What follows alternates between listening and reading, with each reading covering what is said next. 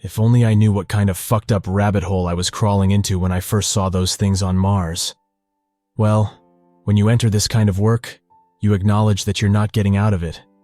You don't just leave the world of astronomy after discovering all its wonders. No, when you enter that world, you become a part of it, a piece of an ever-growing puzzle. Astronomy is a science that becomes your kin. I've seen things I wish I hadn't, but I can't quit my quest to understand, to discover all that the universe has to offer. When I became an astronomer, when I accepted this position 17 years ago, I understood that it was something I would hold to for the rest of my life. Now that it's led me to what it has, there really is no turning back. Right from the get-go, what I thought was the discovery of extraterrestrial life on another planet was merely another encounter with it. The earliest I can trace the first sighting of the creatures, I'll refer to them as Martians for simplicity and due to recommendations, dates back to 1971. Unfortunately, that was in a landing by the Soviets, and trying to sift through their files has led me nowhere so far. I'm left in the dark when it comes to that, apart from the knowledge that the Soviets were aware of life on Mars decades before Spirit and Opportunity made history. How they did, I'll get into that. But for now I will keep trying to uncover what I can. Unfortunately, the collapse of the Soviet Union makes this monumentally more difficult. Now, onto what we at NASA have found. Despite what I thought, Sojourner had no encounters with the Martians. Rather, our first meeting was with the Mars Surveyor program in 1998. NASA launched 2 spacecraft that year, an orbiter and a lander. The official story is that the Mars Polar Lander lost contact upon descent, and the Mars Climate Orbiter crashed into the planet due to an error in which the craft utilized imperial seconds. As you can expect by now, this is far from the truth. Lander continued communications for at least 17 hours, and although most records are scrubbed, I found a mostly uncensored report. I'm not sure who recorded it. I've never seen them before, but it contains the bulk of information on Lander. Here's the transcript. This is going on record. The Mars Surveyor program has encountered unexpected interference. Touchdown occurred at roughly 2012 UTC on December 3rd. Lander failed to establish communications for 34 minutes before successful interactions occurred. Imager showed location to be vastly different than anticipated. Lander made contact with a deep, thin crater that led into a cavern. Probes failed to respond. No data was collected via Lander. Object instead lifted by unseen force. Lander ceases communication for the next 23 minutes. Upon return, an image of a shrine was sent. Shrine appeared ritualistic in nature and was carved out of an unknown material, likely obsidian. The video pauses then to show the photo. The molded material and the sigils inscribed into it reminded me all too well. A thick layer of some strange, viscous yellow liquid was smeared on the shrine. I couldn't see any Martians in the frame, but I knew they were there. Second photo shows an unidentified figure, standing at approximately 312 centimeters tall, maintaining a slender frame. Analysis from the biological department has concluded that the figure is an animal of reptilian descent. There it is. There it fucking is. Staring right at the camera, grinning with sadistic glee. The next 2 frames are simply clearer shots of both the Martian and the shrine. Whatever kind of fucked up religion they had, they were dedicated to it. Pieces of metal, presumably from prior landers, were used as decoration. Another similar figure appears, measuring slightly shorter at 306 centimeters. The 2 figures kneel in front of the shrine. Communication ceases for 49 minutes.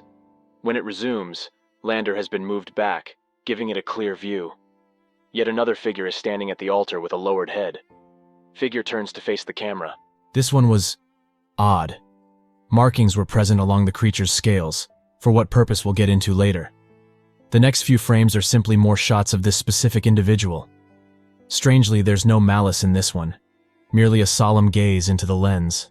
It's the first Martian that didn't give me a death glare. 4 other figures enter the frame. The middle figure, hereby designated as the tribute, gets on top of the altar and lays down on its back. The 4 others each take 1 limb from the tribute and hold it in place before restraining the tribute to the shrine. Tribute shows signs of hesitation. This frame appears to show them communicating with the others. The 4 figures exit the scene, leaving tribute alone. 9 minutes pass before a figure enters the frame and stares at the camera. I won't lie, I almost stopped there. Those eyes. I know them. Spirit knows them. Oppie knows them. It was as if this fucking thing was following me. But this was the past, long before Spirit made contact. My heart started racing faster after seeing it, but I pressed on. The voiceover ends, leaving just the photos streaming like video. Tribute seemed agitated, almost distressed even, as the larger creature stepped back, gaze fixated on the camera. With its two hands, it places them onto Tribute's body, tracing the markings with its claws. With a sickening grin, its claws pierce down into Tribute's scales, tearing apart their flesh. There's no audio attached, but Tribute's expression changed from one of fear and desperation to one of agony. I won't go into detail here for the sake of your sanity, but Tribute was swiftly eviscerated with ruthless efficiency, splattering the shrine with yellow blood. They remained alive for a long while, but eventually succumbed to their wounds. The cuts were drawn along the symbols of their body. When the deed was done, the monster rose from the shrine, eyes having never left the cameras. Then, with one quick strike, it tore Lander apart, ending the signal. The rest of the report talks about the implications and the definitive cover-up that would need to happen. My first time watching, I was speechless. If these things were willing to slaughter their own so savagely, that doesn't bode well for future interactions. After that, I didn't know where to look. The Soviets knew something, they did something, but Lander's fate gave no insight into what exactly they did. I had to look elsewhere, and my search eventually led to something entirely new.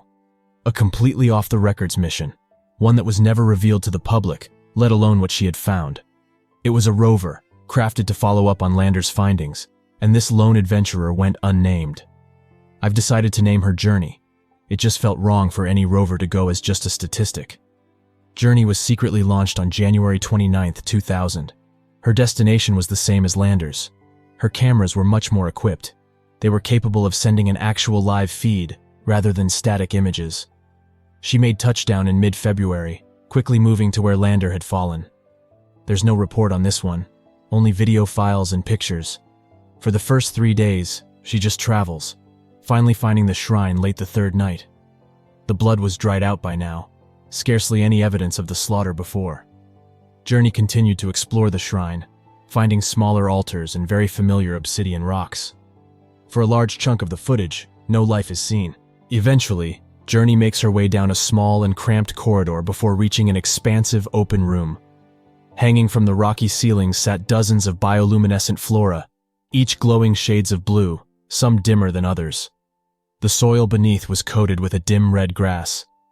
Journey paused for a moment, as if she was taking in the view. Small vines stuck out from the grass with bulbous fruits attached. Carefully, she crept towards one, reaching out and taking a fruit to examine. It had an almost ocean blue color and was shaped like a cross between a pear and a banana. Journey didn't have the dexterity to peel back the skin, not without damaging the fruit, I assume, so she gently placed it onto the ground. Following another passageway, she entered a slightly smaller room that shared many traits with the prior. Instead of the pear-like fruit, this room seemed reserved for the cultivation of a large watermelon-like fruit, differed only by its mango mixture of colors. This room was a dead end, so Journey turned around, back the way she came. The next few rooms are all of the same caliber, a room containing a single type of fruit. It wasn't until Journey encountered a massive underground ravine that things changed. The small opening gave way to an expansive chasm, walls adorned with balconies and doorways all the way to the top. It was undeniable, an underground Martian village. Journey stood for a moment, gawking at the sight as I assume her handlers were too, simply moving the camera to view all she could. Journey's field of view caught several lingering creatures, the brightest and clearest view I've ever had of them. One particular Martian was at work with the pieces of Lander, trying to mend it with another unidentified spacecraft. My eyes lit up as Journey slowly approached, giving a clearer view of the heavily faded flag of the USSR. The Soviets had definitely been here before, but as expected, their craft fell victim to the hostile life.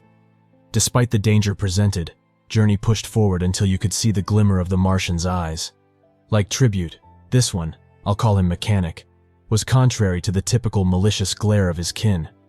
Rather, it was one of childlike curiosity, poking and pulling at the metal.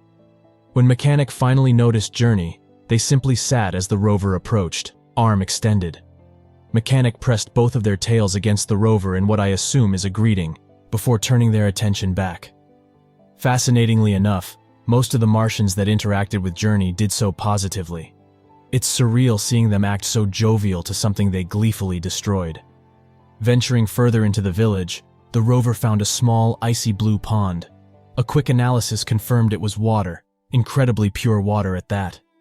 Lush red grass encircled the pond. Mechanic approached from behind, quickly getting onto their stomach to stare at Journey. Their eyes locked as much as one can stare at a camera. The wonder in their eyes reminds me of myself, years prior, the excitement, the drive to want to know more.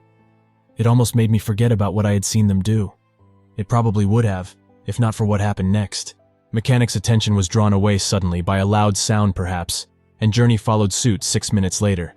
By then, most of the Martians had left, only a few stragglers sticking around and even fewer going down a wide path. Journey gave chase, slowly but surely. The path led her to a large room reminiscent of the shrine, except perhaps more refined and focused. Hundreds of the Martians were gathered around, staring at the altar where those oh-so-familiar eyes were situated. Through the crowd I could spot Mechanic, presumably talking to who by now I assume is their leader. After, their leader dashes towards the entrance, finding Journey before grinning. The defenseless rover was lifted and carried to the altar, and placed to the side to observe. They wanted us to see this. Mechanic tried to leave, but was stopped by leader, who pulled them back, forcing them onto the altar. I knew what would happen next, and I didn't want to see it. I looked away with a held breath, praying that I would be wrong, but I was all too right. When I glanced back a minute later, his corpse was unrecognizable, mutilated beyond recognition. It was barbaric. How could a society so intelligent perform such horrific acts? Journey peeked at the cheering crowd, sending a pit in my stomach. Not all were cheering, but they were definitely a minority. The crowd of Martians enjoyed the show. Somehow Mechanic was still alive, his eyes gazing into Journey's, beggingly. The rover stood still, and fury filled my veins. Her operators were letting this happen. With one final plunge of Leader's yellow blood-soaked claws, Mechanic's life faded. I was hoping that would be the end of it. It wasn't. As Leader unceremoniously tossed the body aside, 3 figures walked towards the altar, each lending their strength to carrying a body of their own. Reaching the end of the hall, they were sprawled out, and my horror rose tenfold. They weren't bodies. They were people. Living, breathing people, men on Mars. And they were terrified. The 2 males were chained to the altar while the blonde woman was dragged to Journey where she was hidden off camera. I screamed at the rover to move, to help, to do something other than stand and watch. But her operators gave her no aid to assist. Journey was as powerless as these men. The crowd seemed to go insane, beyond ecstatic at the prospect of a ritualistic slaughter. The man on the right, with brown hair, stared defiantly at Leader, bravely facing his death with dignity. The quality of the camera was good enough to even let me see him spit at his killer mockingly. Judging purely by appearance, he was Russian. The Soviets had been to Mars. They even landed on it. I can see why they didn't say. The Russians' taunting was short-lived. Leader jabbed its claws into his abdomen with what must have produced a sickening crack. I grimaced at the sight, but pressed on. The man never screamed as far as I could tell. He seemed to be laughing in the face of death. I so wish there was audio to know what he had been saying. Even as Leader furiously tore into his chest, the man stayed steadfast until he could laugh no more, a corpse on the slab. The man beside him seemed much younger and significantly less composed. Terror was visible on his face as Leader prepared to deliver onto him the same fate.